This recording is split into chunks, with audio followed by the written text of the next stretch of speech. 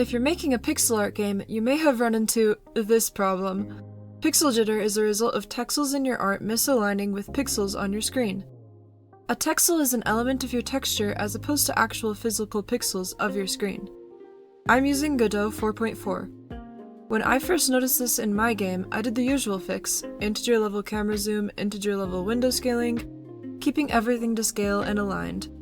But I kind of felt like this was a band-aid solution, as I wanted to be able to support camera zoom, window resizing, rotation and scaling, warping, all while looking smooth and nice.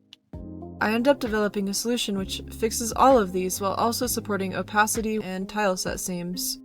After many hours of research online, the solution I chose was to use a custom shader. First, you need to set the default texture filter in your project settings to linear. Then, you will need to apply this shader to all pixel art textures in your game. This can take a while, but for me it helped to just check Use Parent Material as a shader for most things that were already in our game.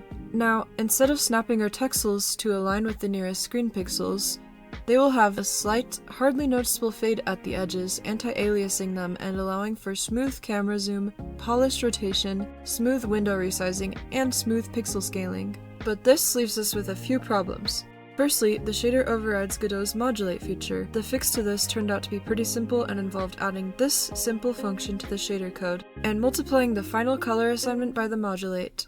Secondly, the shader I was using to make flowy grass stopped working. I didn't want to settle for excluding it from the smooth dynamic filter, so after much trial and error, I developed a shader which combines a flowy distortion with the pixel smoothing. Now, there is one big drawback to this solution, as no textures can touch the edge of their texture without causing the jittery issues again at the edges. I simply added padding to most of my assets to fix this. However, I noticed this isn't really a choice for tile sets. The shader caused problems in between tile seams, causing jitter between every tile edge.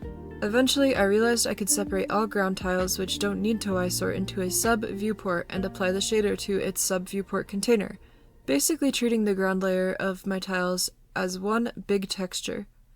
To keep all functionality of the tile set, I saved it as a scene and duplicated it into the main scene tree and set its visibility to false. If you want to use these shaders in your own project, they're available for free in the description. And stay tuned for updates on our story-driven adventure game, Witherbird.